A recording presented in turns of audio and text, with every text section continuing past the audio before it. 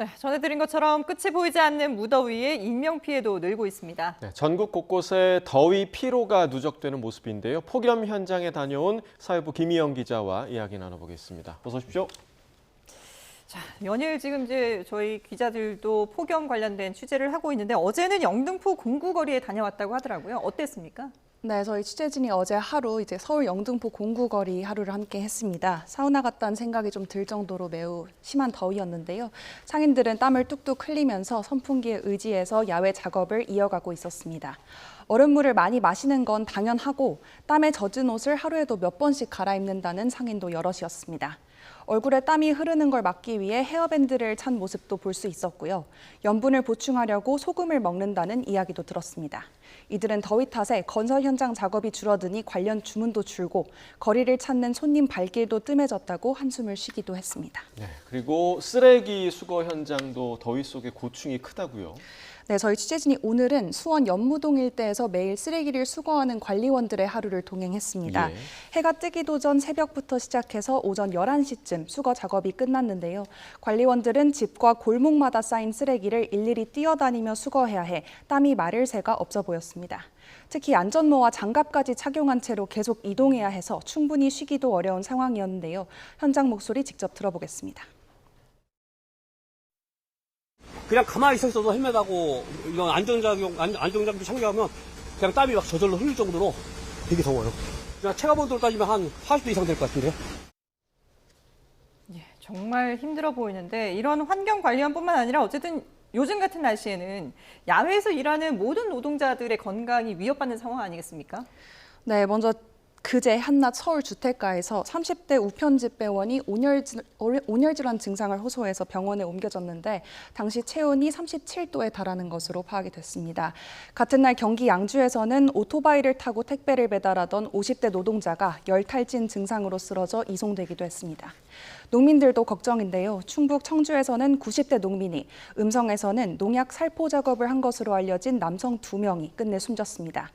야외 작업을 하다가 또는 끝낸 직후에 숨져 온열 질환이 의심되는데 당국은 낮 시간대 야외 작업을 피하고 어지럼증 등 이상 증상이 나타나면 즉시 시원한 장소로 자리를 옮긴 뒤 충분히 쉬어야 한다고 당부하고 있습니다. 네, 그리고 한창 진행되고 있는 이제 프로야구 경기 땡볕 아래에서 진행이 되는데 폭염 때문에 내일까지 전면 취소됐다고 하더라고요. 네, 오늘과 내일 프로야구 전체 경기가 취소가 된 상황입니다. 폭염 중대경보 시 경기 취소 등 폭염 단계별 세부 경기 운영 기준을 마련한 지 하루 만입니다. KBO는 오늘 오후 1시쯤 폭염으로 인한 안전 우려로 양일간 예정된 KBO 리그와 퓨처스 리그 모든 경기를 취소한다고 발표했습니다. 또 내일 긴급 실행위원회를 열고 향후 폭염 관련 리그 운영 방침과 안전 대책을 원점에서 재검토하겠다고 밝혔습니다. 앞서 어제 폭염 경보가 내려진 인천에서 SSG와 LG 경기가 열렸는데요. 관람하던 남성이 쓰러져 이송되는 등 관중 25명이 온열 질환을 겪었습니다. 예. 그런데 이렇게 프로야구는 취소가 되는데 유소년 선수들 경기는 폭염에 대비한 이런 지침이 따로 없다면서요? 네, 유소년 선수들의 경기는 폭염 시 취소하도록 하는 규정 없이 사각지대에 놓여 있다는 사실이 저희 YTN 취재 결과 확인이 됐습니다. 어제 폭염 경보가 발효됐던 경기 성남시에서 초등학교 야구부 간 연습 경기가 2시간 넘게 강행된 겁니다. 대한야구소프트볼협회는 모레 시작되는 봉황기 전국 고교 야구대회부터 폭염특보에 따라 이른 오전이나 늦은 오후에 경기를 진행하도록 할 계획이라고 밝혔지만 초등학생 대회에 대해서는 아직 폭염 시 경기 중단 등 관련 규정이 없고 연습 경기는 학교 간 협의에 따른 것이라 협회가 강제할 권한이 없다고 설명했습니다. 네, 학생들이 더 취약할 텐데 좀 대책이 필요해 보이고요. 그제 하루에만 180명이 넘는 온열 질환자가 발생했다고 하더라고요. 네, 그제 하루만 말씀하신 것처럼 186명이 온열 질환을 호소한 것으로 집계가 됐습니다. 이 중 2명이 숨졌는데요. 전북 완주에서 길가에 쓰러진 채 발견된 80대 남성과 텃밭에 쓰러졌다가 치료 중 숨진 90대 여성입니다. 그제까지 올여름 누적 환자 수를 보면 2,221명에 달하고 이 가운데 사망자는 모두 19명입니다. 세부 현황을 보면 65세 이상 고령층이 전체 환자의 33.8%를 차지하는데 발생 장소를 보면 논밭과 작업장, 길가, 운동장 등 실외가 78.3%입니다. 정부는 현재 중대본 2단계를 가동하고 있습니다. 예, 정말 더운 요즘인데요. 근데 취재진이 이제 거리 온도를 직접 재봤다고 하는데 어땠습니까?